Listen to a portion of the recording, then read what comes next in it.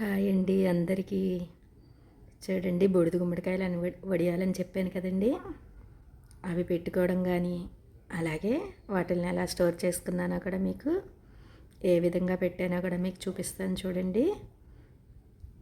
బూడిద గుమ్మకాయ బూడిద గుమ్మడికాయ వడియాలంటేనే ఎంతో పని అనుకుంటామండి. కానీ మనం ముందు రోజన్నీ చక్కగా కాయని మనం శుభ్రం చేసేసుకుని ముక్కల్లా కట్ చేసుకుని వాటిని నీరంతా పిండేసి మిక్సీలోనే ఆడేసుకోవచ్చండి. మనం పెద్ద గ్రైండర్లో ఆడుకుంటే పెద్ద గ్రైండర్లో ఆడుకోవచ్చు, లేదా మినపప్పుని మిక్సీలో ఆడేసుకుంటే చక్కగా పిండిలోకి మనం ముక్కలు చేర్చేసుకుని గారెల పిండిలా తయారు చేసి వడియాలు పెట్టేసుకోవచ్చండి. అసలు ఆ బూడిద గుమ్మడికాయ చూపించాను కదండి మీకు, ఎంత కాయో. చక్కగా పెద్ద కాయ వలన బూడిద గుమ్మడికాయలు వడియాలు ఎంత బాగా వచ్చినాయోనండి. అది కూడా కండకల కాయ అంటారు కదండి, అలా ఉందండి ఆ కాయ. చక్కటి కండతోటి ఉండడం వలన వడియాలు కూడా ఎంతో బాగా కుదిరినాయి. మొదట మనం ఇలా బూడిద గుమ్మడికాయని పైన వైట్గా ఒక పొరలా ఉంటుంది, దాన్ని అంతటినీ మనం ఒక గరుకు క్లాత్ తోటి బాగా క్లీన్ చేసేసుకుంటే మనకి గ్రీన్ కలర్లో వచ్చేస్తుందండి. అలాగా మనం ఆ పైన ఉన్న లేయర్ని అంతటిని ఒక క్లాత్ తోటి బాగా తుడిచేసుకుంటే అప్పుడు కాయ మనకి గ్రీన్ కలర్లో వచ్చేస్తుంది. దాన్ని మనం పగలగొడితే 2 ముక్కలుగా అయిపోతుందండి. దాన్ని మనం ఎప్పుడైనా సరే బూడిద గుమ్మడికాయని మగవాళ్ళు ఘాటు పెట్టి తర్వాత పగలగొట్టాలంటారండి. ఆ విధంగా మనం ఘాటు పెట్టించి తర్వాత 2 భాగాలుగా కట్ చేసి దాన్ని ఎలా ప్రిపేర్ చేశానో, వడియాలు ఎలా పెట్టానో చూపిస్తాను చూడండి. ఎప్పుడైనా సరే బూడిద గుమ్మడికాయని మనం మరీ ఎక్కువగా అనుకోకుండా ఇలాగా 1/2 కేజీ పొట్టు మినపప్పుతో పెట్టానండి. ఆ పొట్టు మినపప్పుతో కూడా పై పొట్టుని మనం వాటిల్ని కూడా వేస్ట్ చేయకుండా వడియాల్లో పెట్టేసుకోవచ్చు. అదేవిధంగా మీకు నేను బొంబాయి రవ్వ వడియాలు కూడా చూపించాను కదండి ముందు రోజు పెట్టుకోవడం. అవి కూడా ఎంత చక్కగా కుదిరినాయోనండి. ఇలాగా పొట్టు మినప్పొట్టు వడియాలు, అలాగే బూడిద గుమ్మడికాయ వడియాలు, బొంబాయి రవ్వ వడియాలు, అలాగా 3 రకాల వడియాలు రెడీ అయిపోయినాయండి. ఈ విధంగా మనం బూడిద గుమ్మడికాయని పై లేయర్ని అంతటిని శుభ్రంగా క్లీన్ చేసేసుకోవాలి. పొడి క్లాత్ తోటే క్లీన్ చేసేసుకోవచ్చు, తడి క్లాత్ అక్కర్లేదండి. పొడి క్లాత్ తోటే మనం గరుకుగా ఉన్న క్లాత్ తీసుకుని దాని మీద ఉన్న పొట్టంతా దులిపేసుకుంటే మనకి చూడండి గ్రీన్ కలర్ తోటి ఈ విధంగా మనకి కాయ వచ్చేస్తుంది. అప్పుడు ఘాటు పెట్టించి గట్టిగా మనం కొట్టేస్తే 2 ముక్కలుగా అయిపోతుందండి. వీటిల్ని వడియాలు పెట్టాను. అలాగే మీకు ముందు వీడియోలో చూపించాను కదండి, హల్వా తయారు చేశాను. అలాగ రకరకాలు తయారు చేయడం అయ్యిందండి వీటితోటి. మనం బూడిద గుమ్మడికాయ ముక్కలు కట్ చేసుకునేటప్పుడే చక్కగా ఇలాగ పొట్టు మినపప్పును ఒక 1/2 కేజీ నానబెట్టేసుకుని ఉంచుకుంటే మనం తయారు చేసే ముందు మిక్సీ ఆడుకుని దాంట్లో ఎలా కలపాలో మీకు చూపిస్తాను. ఈ విధంగా మనం ఈ కాయనంతటిని సన్న ముక్కలుగా కట్ చేసేసుకోవాలండి. మనం ముక్కలు కట్ చేసుకోవడం పని అవుతుంది, కానీ తర్వాత పని అంతా కూడా మార్నింగ్ ఒక అరగంటలో అయిపోతుందండి.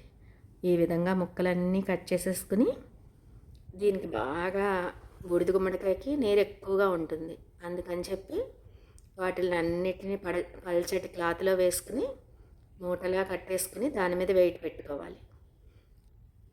నేను మార్నింగ్ ముక్కలు కోసేసి వెయిట్ పెట్టి చూశాను, సాయంత్రానికల్లా అస్సలు కొంచెం కూడా రాలేదండి. అలాగే ఇంకొంచెం ఎక్కువ బరువు పెట్టి నైట్ అంతా కూడా ఉంచేసాను. మినప్పప్పు కూడా ముందే నానబెట్టేసాను కాబట్టి వాటిని కడిగేసి ఫ్రిడ్జ్లో పెట్టేసి ఉంచేసానండి. అప్పుడు తర్వాత మార్నింగ్కి మనం ముక్కలన్నీ వడిలినట్టు అయిపోయి ఇంకా బాగా నీరు కింద ఉంటుంది. దాన్ని మనం చేత్తో బాగా పిండేసుకుని దాన్ని ఎలా చేర్చానో చూడండి, వడియాలు ఎలా పెట్టానో. ఇదిగోండి ఈ ముక్కలన్నిటిని ఒక క్లాత్లోకి వేసేసుకుని మూటలా కట్టేసి ఆ మూట మీద బరువు పెట్టి ఒక గిన్నెలో పెట్టేసుకుంటే మనకి దానిలో ఉన్న నీరంతా దిగిపోతుందండి. ముక్కలన్నీ వడిలినట్టు అయిపోతాయి. ఈ విధంగా ఇలా మనం క్లాత్లో పోసి మూటలా కట్టేసి పైన వెట్ గ్రైండర్ ఉంటుంది కదండి, ఆ బరువును పెట్టేశాను. అయినా కూడా సాయంత్రానికి అస్సలు కొద్దిగా కూడా పొట్ట దిగలేదండి, నీరు దిగలేదు. అందుకని చెప్పి ఇంకొంచెం ఎక్కువ బరువు పెట్టి అలాగ రాత్రి అంతా ఉంచేస్తే ముక్కలన్నీ చక్కగా మెత్తబడిపోయినాయండి. అప్పుడు మనం చేత్తో పిండేసుకుంటే అసలు ఎంత చక్కగా వచ్చేసినాయో, నీరంతా వచ్చేసి మనకి ముక్కలు చక్కగా వడియాలు పెట్టుకోవడానికి సిద్ధమైపోతాయి. మనం దాంట్లోకి చూడండి, మీకు చూపిస్తాను. మినప్పప్పుని మనం బాగా కడిగేసుకుని ఆ పొట్టు కూడా పక్కగా పెట్టేసుకోవాలి. ఆ పొట్టుతో కూడా మనం మినప్పిండి కలుపుకొని వడియాలు పెట్టుకుంటే ఎంత బాగుంటాయోనండి. ఇదిగోండి, ఈ విధంగా ఉదయానికల్లా కొద్దిగా వడిలినట్టు ముక్కలన్నీ మనకి మెత్తబడినట్టు అయిపోయినాయి. అలా అయిపోయిన వాటిని ఇంకా బాగా నీరుందని చెప్పి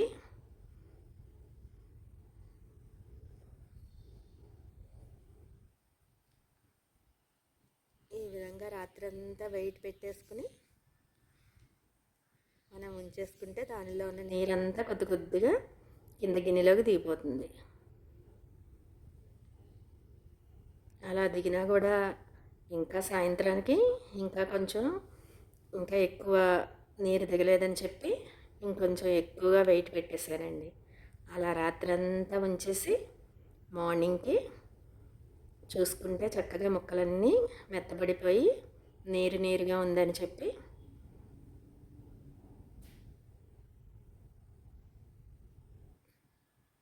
ఇలా మనం వెయిట్ పెట్టేదాన్ని బట్టి నీరంతా కిందకి దిగిపోతుంది.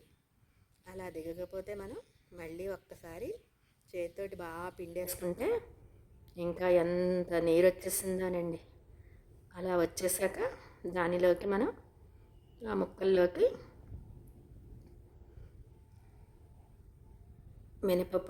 పొట్టు మినపప్పు నానబెట్టి ఉంచుకున్నాం కదండి, దాన్ని పొట్టు అంతటిని తీసేసి చక్కగా మిక్సీ ఆడేసుకుని మన ఈ పిండిలోకి ఈ ముక్కలన్నీ నీరు లేకుండా పిండేసుకుని ఆ మినప్పిండిలోకి మనం చేర్చేసుకోవాలండి. అది ఎలా చేర్చానో మీకు చూపిస్తాను చూడండి. అలాగే వడియాలు కూడా ఎలా ప్రిపేర్ చేశానో కూడా మీకు నేను చూపిస్తాను. ఇవన్నీ ముక్కలకు ఇంకా కూడా బాగా నీరు ఉన్నట్టు అనిపించి చేతితోటి అంతా ఇలా పిండగానే చక్కగా వచ్చేసిందండి. ఒక్క పావు గంటలో ఆ ముక్కలన్నిటిని పిండేసి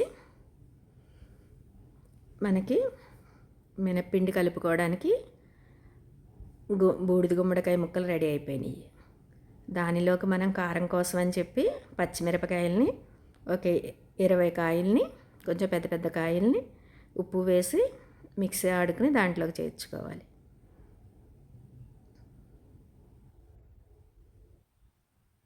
ఇదిగోండి, ఇంకా పిండేస్తే ఎంత నీరు వచ్చేసిందో. ఆ నీరంతటిని మనం పిండేసుకుని బూడిద గుమ్మడికాయ వడియాలి ఎంతో కష్టం అనుకుంటాం, కానీ ముందు రోజంతా మనం ముక్కలు కోసేసుకుని అది మూట కింద కట్టేసి ఆ నీరొక్కటి మనం వేరు చేస్తే చాలండి, చక్కగా ముక్కలు రెడీ అయిపోతాయి మనం వడియాలు పెట్టుకోవడానికి.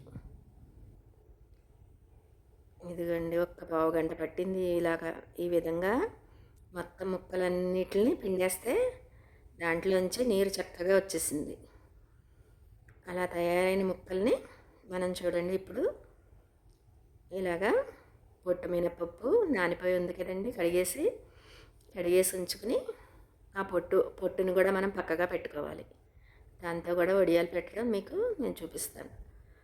అలాగే పచ్చిమిరపకాయలని ఒక 20 కాయల్ని మనం ఇదిగోండి ఒక 2 స్పూన్లు ఉప్పు వేసి ఆ పచ్చిమిరపకాయలను వేసి ఆ పేస్ట్ అంతటిని మనం వడియాల్లోకి వేసుకోవాలి. ఇలా ముందుగా మనం పేస్ట్ ఆడేసుకుని తర్వాత మినపప్పు వేసి పిండి రెడీ చేసేసుకోవాలి.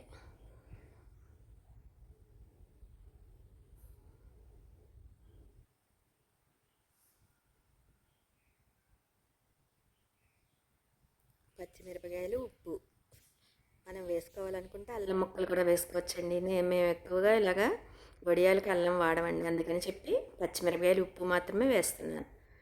ఈ ముద్దని మన పిండిలో మినప్పిండిలో కలిపేసుకుని గారెల పిండిలా అయిపోతుందండి. ఈ మొత్తం మనం పచ్చిమిరపకాయల ముద్ద అలాగే మినపప్పుని మనం గారెల పిండిలాగా గ్రైండ్ చేసేసుకుని దాంట్లోకి బూడిద గుమ్మడికాయ ముక్కలు చేర్చి మొత్తం కలిపేసుకుంటే మనకి గారెల పిండి ఏ విధంగా ఉంటుంది ఆ విధంగా వచ్చేస్తుంది. ఇదిగోండి, చక్కగా మనం కడుక్కున్న మినపప్పుని ఇలాగ మిక్సీ ఆడేసుకుని ఇదిగోండి మినప్పిండి అంతటిని మనం వేసిన పచ్చిమిర్చి కారంతో పాటు కలిపేసి తర్వాత మనం ముక్కలు పిండుకుని ఉంచుకున్నాం కదండి, ఆ ముక్కలంతటిని వేసేసి ఈ విధంగా కలిపేసి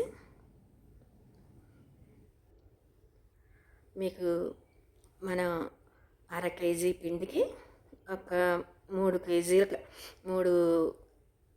కేజీల బూడిద గుమ్మడికాయ ముక్కలు పట్టినాయండి.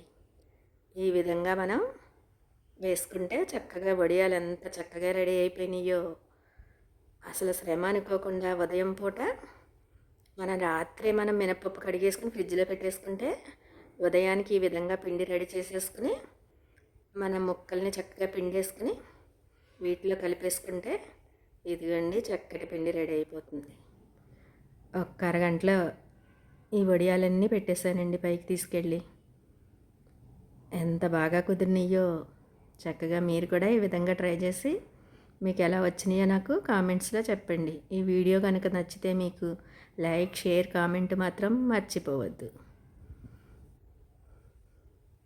మొదటి రోజు మనం ముక్కలు కోసుకోవడం, వాటిల్ని వెయిట్ పెట్టి మనం నీరంతా లేకుండా చేసుకోవడం, అలాగే సాయంత్రానికి నైట్ అంతా కూడా వెయిట్ పెట్టేసి ఉంచుకోవాలండి. మార్నింగ్కి అవి వడిలినట్టు అయిపోతాయి కదా, దాంట్లో ఇంకా నీరుంటే దాన్ని కూడా వేరు చేసుకుని మనం మినప్పిండి అలాగే పచ్చిమిర్చి కారాన్ని చేర్చి చక్కగా గారెల పిండిలా కలిపేసుకుంటే ఎంత ఈజీగా పెట్టేసుకోవడానికి వీలవుతుందోనండి. ఒక్క పావు గంటలో ఈ వడియాలన్నీ పెట్టేయడం జరిగింది. అలాగే దానికి మనం పొట్టు మినపప్పు వేసాం కదండి, పైన పొట్టు ఉంటుంది కదా, ఆ పొట్టుని కూడా కొద్దిగా పచ్చిమిర్చి కారం అలాగే కొంచెం మినప్పిండి కలిపేసి ఇలా వడియాలు పెట్టేసుకోవాలి. అవి కూడా ఎంత టేస్ట్గా ఉంటాయోనండి. ఈ బూడిద గుమ్మడికాయలకి టేస్టీ అండ్ హెల్దీ అని చెప్తాను కదండి, ఆ విధంగా మనకి ఎంతో టేస్ట్గా చక్కటి రుచితోటి పప్పులోకి కానీ సాంబార్లోకి కానీ పప్పుచారులోకి కానీ అంతా బాగుంటాయండి ఈ వడియాలు. ముందు రోజు మీకు చెప్పాను కదండి సుజీ రవ్వ వడియాలని, అవి కూడా చక్కగా ఎండిపోయినాయి. ఈ విధంగా తర్వాత రోజు కూడా ఎండిపోయి